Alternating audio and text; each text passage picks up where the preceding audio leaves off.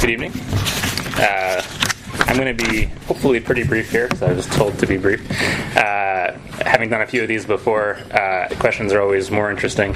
But what I'm going to do is give a little bit of overview about some of the work that we did. I was a senior digital strategist on the Obama campaign and ran the online marketing team, so that's all paid advertising online.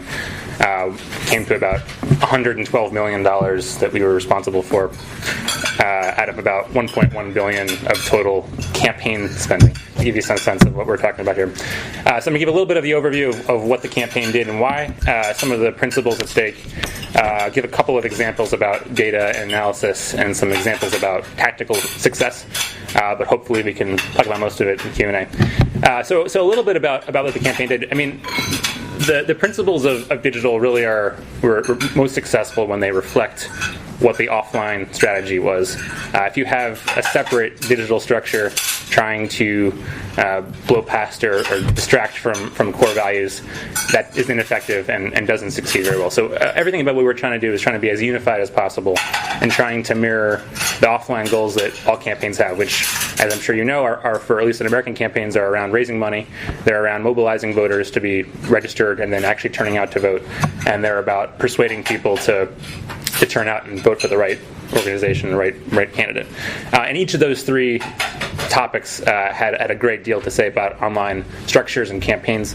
The teams that we built to sort of tackle those problems ended up being about 200 people out of a campaign in the headquarters of about 700. So the plurality of people who are in headquarters, at least, were dealing with digital work.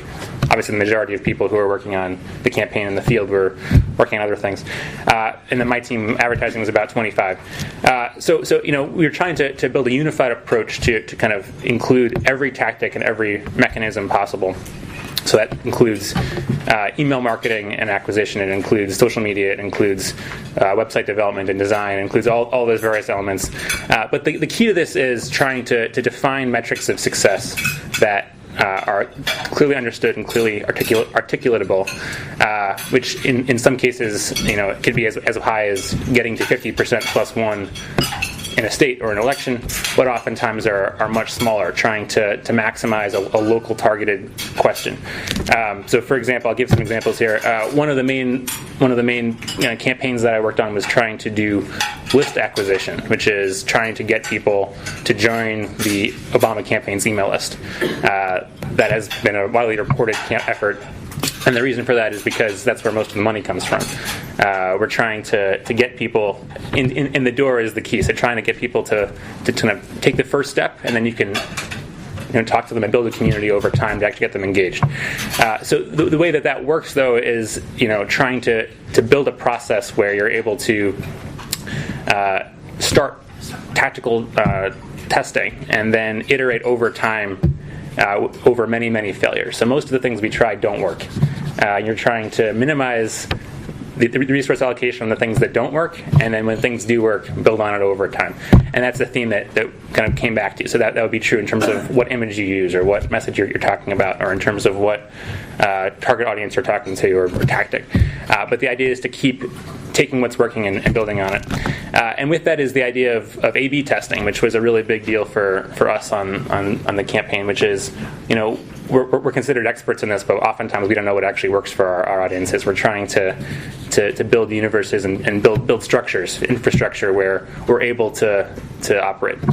A lot has been talked about sort of data and analytics on the campaign, micro-targeting and all that. I mean, the key to what we were working on was, first and foremost, is identification problem. Like, who are the voters in our country that matter most in this election? Most of them are either going to not vote at all for sure, have already made up their mind for either vote against us or for us, and that leaves a very small segment to actually try to deal with.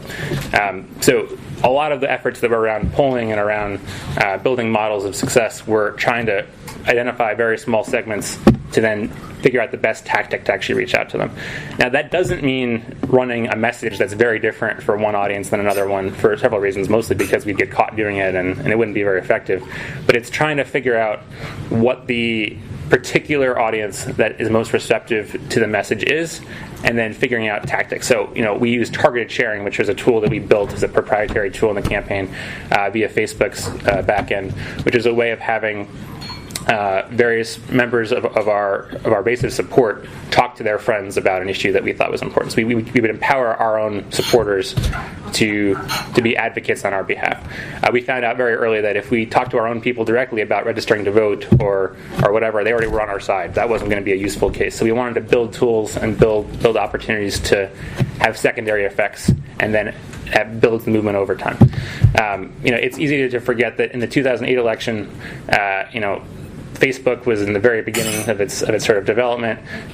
Twitter was launched during that campaign. The iPhone didn't exist until midway through that campaign. So like a lot of these things that we take for granted in the current election season are in the last 4 years. So the hope for all these targets and goals is to take what's out there and build off of it.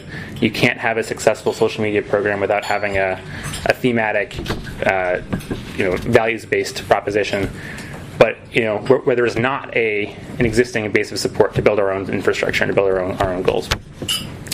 I think Facebook is an interesting case for reasons beyond the tactics. We have messaging goals as a campaign that have to be consistent across all channels and all media.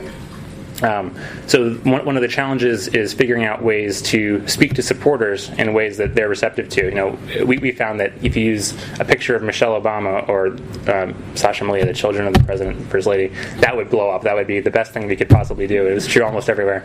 In fact, the bigger you make, the kind of faces of these people and the less messaging you put on there, the better it does. Americans are unsophisticated, but the challenge of that though is that it doesn't actually convey very much, right? If you just put pictures of supporters, they're not learning anything, and it's probably going to get shared more in this kind of universe of people that already support us. So we're trying to use those tactics to kind of build support and build infrastructure, but figure out ways to then translate that into more meaningful and hard-hitting outputs. But the key to that is, again, to get back to what I was saying before, is tracking the metrics of success for that. So, for fundraising, that's very straightforward. You're going to try to evaluate how many people you're getting on your list or how much money you're raising directly, and hopefully you have a goal over time for what that is. For voter registration, we had goals state by state, both offline and online, for how many voters we wanted to register and what demographics and how. And then we had very, very clear, for my team doing advertising, we were trying to, say, reach, 10,000 people registered in a particular state. So we would have to build an entire platform and program around that particular goal and that particular structure, and leverage these tactical successes around testing our images and Michelle Obama's face to get people engaged. So the idea is to build these targeted lists and infrastructure, but then grow over time. A couple more things, but I don't want to talk too long. I mean, the other theme that's really key to this election from an online perspective was, the transition away from just television as the kind of key mechanism for communicating to voters, to online not being equal, but there was about 30 to 35% of the electorate in the U.S. that didn't use TV and only checked out news online. So we were responsible for trying to cater to those supporters and those people and make sure we were engaging. But even more than that, there's a huge part of the electorate that engages on multiple screens at once. And if you invest all of your resources in ways where you're not talking to people how they're actually engaging and how they're actually communicating with one another and up, you're going to fail. So we were trying to match messages. So if someone, a rapid response campaign in the U.S., debates are very important, because remember the first debate didn't go so well for us. So we had to figure out ways to, the initial frames of that campaign were going to be around talking about how we won the debate and how we were, so successful in conveying our points.